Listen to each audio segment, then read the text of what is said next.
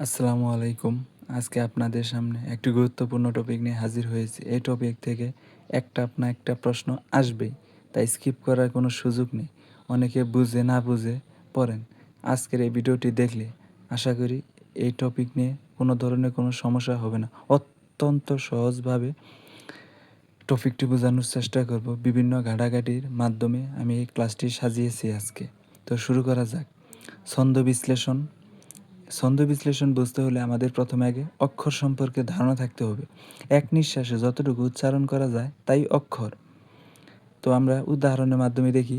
বাংলা। বাংলা শব্দকে আমরা দুইভাবে বাংলা, বাংলা, এর থেকে ছোট করা যায় না, তাই এখানে দুইটা অক্ষর আছে। মোবাইল, মোবাইল দুইবার ভাঙা যায়, তাই এখানে দুইটা অক্ষর আছে। যদি এটাকে আরও একটু সহজভাবে ইংরেজিতে একটা উপায় আছে, ভাওয়েল কনসোনেন্ট। ভাওয়েল আমরা জানি কয়টা? 5টি। AEIOU। একটা শব্দে যতগুলো ভাওয়েল থাকবে ততগুলো অক্ষর।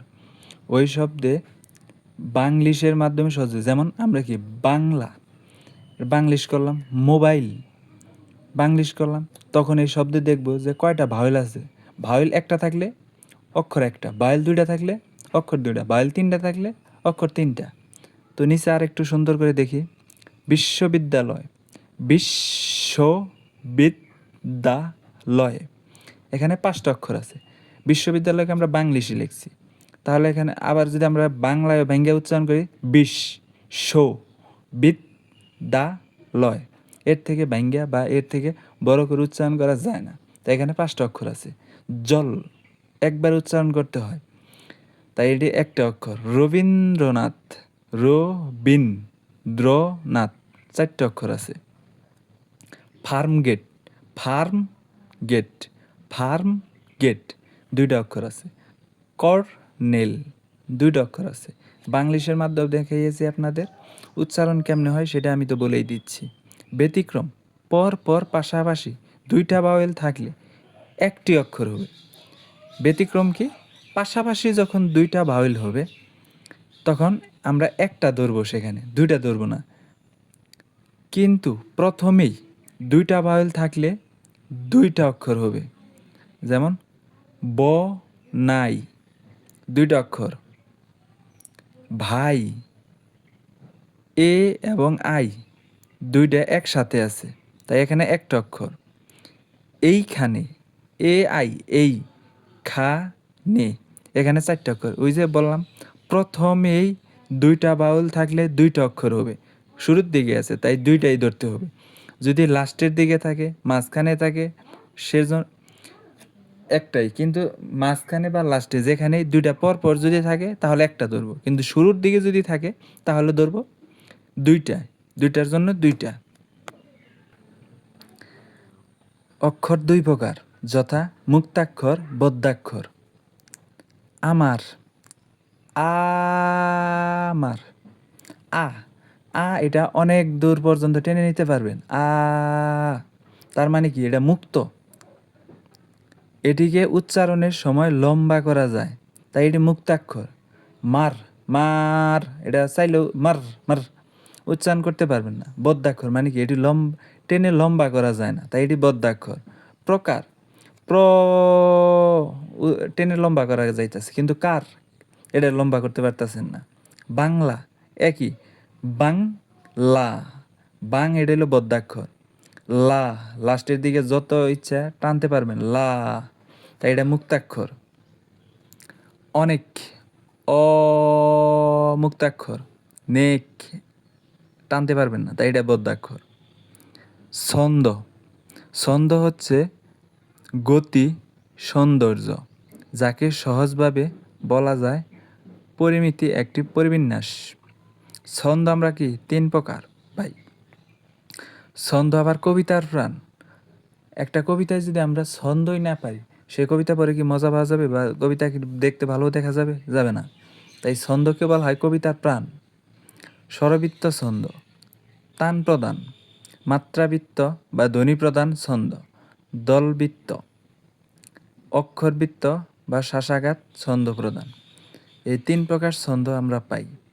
স্বরবৃত্ত ছন্দ, স্বরবৃত্ত ছন্দ মূল পর্ব 4 মাত্রার। স্বরবৃত্ত ছন্দটা 4 মাত্রা আকারে থাকে, যতটা অক্ষর ততটা মাত্রা। বাঁশবাগানের মাথার উপর চাঁদ উঠেছে ওই।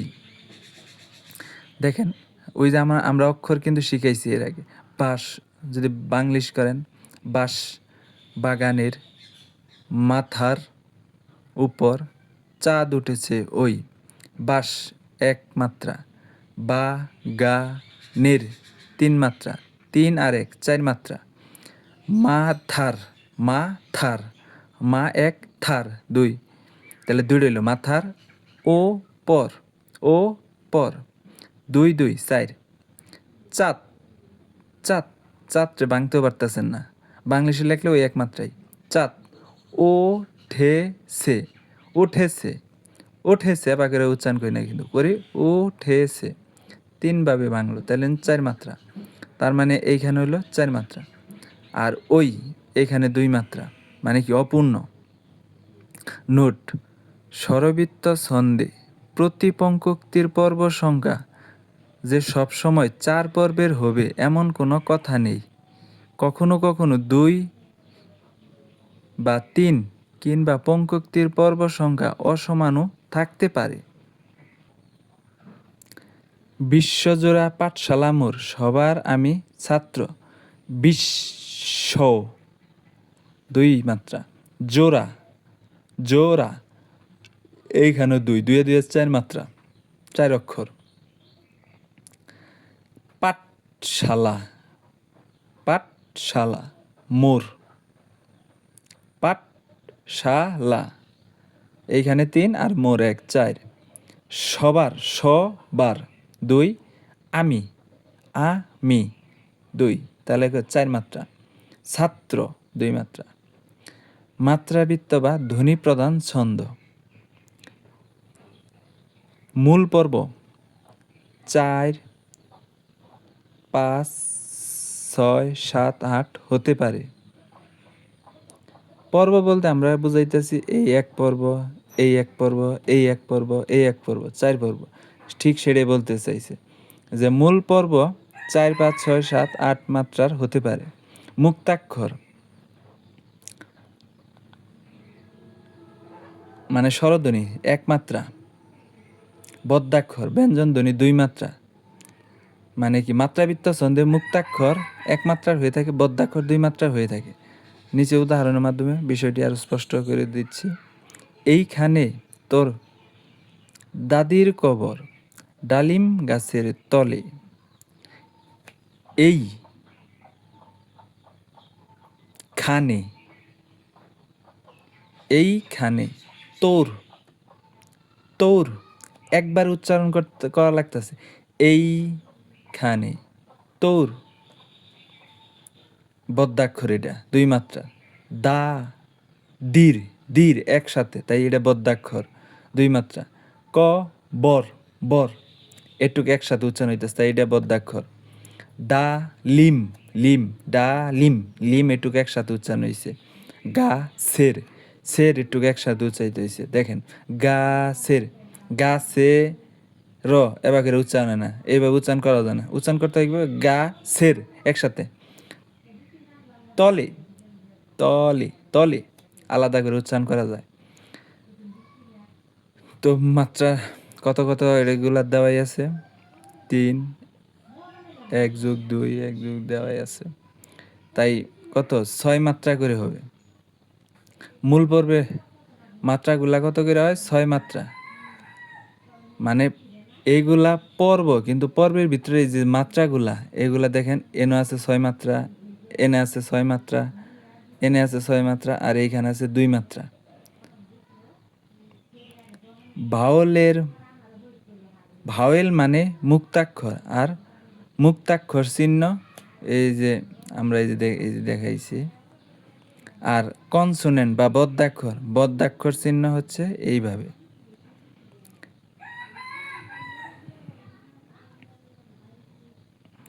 নোট: মাত্রাবৃত্ত ছন্দ শুধুমাত্র 4 পর্বেই বিভক্ত থাকে না, কখনো কখনো 2 3 পর্বে, এবং আধুনিক কবিদের অনেক কবিতায় দুই তিন এর সাথে এক পর্বেও রয়েছে। অক্ষরবৃত্ত ছন্দ, এই ছন্দের মাত্রা হবে 8 মাত্রার উপরে, 8 থেকে 14 মাত্রা, তবে কোনো কোনো সময় 18 মাত্রাও হয়।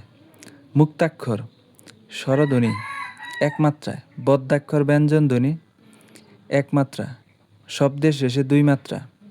এতক্ষণে অরিন্দম কহিলা বিষাদে, এটা আমি আপনাদের শিখাইছি কীভাবে মাত্রা বের করতে হয়, সেভাবে অতি সহজে বের করতে পারবেন। বাংলিশ করেও বের করতে পারেন, ভেঙে ভেঙে উচ্চারণ করেও বের করতে পারেন। এতক্ষণে অরিন্দম কহিলা বিষাদে। আমার চেতনা যেন একটি সাদা সত্যিকার পাখি। আ মার, মার একসাথে উচ্চারণ হয়েছে। চেতনা যেন, যেন একসাথে অনেকে বলতে পারেন যে এটা তো একসাথে হতে পারে, কিন্তু এখানে কি বদ্যাক্ষর না, এটা ভাঙে উচ্চারণ করে যেন, যেন একটি একটি একটি একটি, এটারে কিন্তু ভাঙতে পারবে না চাইলে বড়, এটা একসাথে উচ্চারণ করতে হবে। সাদা আলাদা করা যায়, সত্যি কার, কার একসাথে, পাখি আলাদা করে উচ্চারণ করা যায়। মাত্রা গঠনের এই 4টা যদি মুখস্থ করে রাখতে পারেন, মাথায় ধরে রাখতে পারেন, তাহলে আপনার কাছে ছন্দ বিশ্লেষণ পানির মতো সহজ। সমস্ত মাত্রা বসে এই একটা নিয়ম অনুযায়ী। স্বরবৃত্ত ছন্দে মুক্তাক্ষর 1 মাত্রার হয়, বদ্যাক্ষর 1 মাত্রার হয়। স্ট্রাকচারের নিয়ম তো আমরা জানি, 4 4 4 2, লাস্টে অপূর্ণ। মাত্রাবৃত্ত ছন্দে মুক্তাক্ষর 1 মাত্রা, বদ্যাক্ষর 2 মাত্রার, 6 6 6 যোগ 2, সচরাচর এইভাবে হয় আর কি।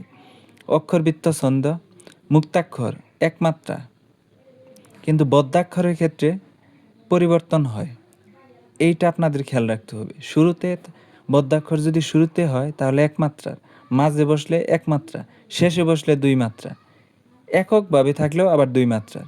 মূল পর্ব 8 বা 10 মাত্রার হয়ে থাকে। মুক্তাক্ষর বা স্বরবর্ণ, মুক্তাক্ষর সর্বদা 1 মাত্রার হয়, এটা মাথায় রাখতে হবে আপনাদের। শেষে স্বরবর্ণ থাকবে, মুক্ত যোগ অক্ষর, অর্থাৎ এটি মুক্ত। ওই ও যৌগিক স্বরবর্ণ, এটি 2টি স্বরবর্ণ নিয়ে গঠিত। বদ্যাক্ষর বা ব্যঞ্জনবর্ণ, যৌগিক স্বরবর্ণ, সাধারণ বদ্যাক্ষর হয়, সংশ্লিষ্ট হলে 1 মাত্রার হয় মুক্তাক্ষর, বিশ্লিষ্ট হলে বদ্যাক্ষর 2 মাত্রার। 3 অক্ষর দিয়ে কখনো বদ্যাক্ষর হয় না, হাত, ফুল, রাত এগুলো হলো বদ্যাক্ষর। শেষে ব্যঞ্জনবর্ণ থাকবে, যেমন হসন্ত বা হলন্ত অক্ষরও বলা যায়। লাস্টে যদি ঋষিকার থাকে তাহলে স্বরান্তন বদ্যাক্ষর, যেমন রা, খাই, ঈশিকার বা রস্যই থাকলেও, খাই, যাই, পাই, 2 এগুলো হলো বদ্যাক্ষর, এ 2 মাত্রার। লাস্টে অন্তস্থ থাকলেও বদ্যাক্ষর, 2 মাত্রার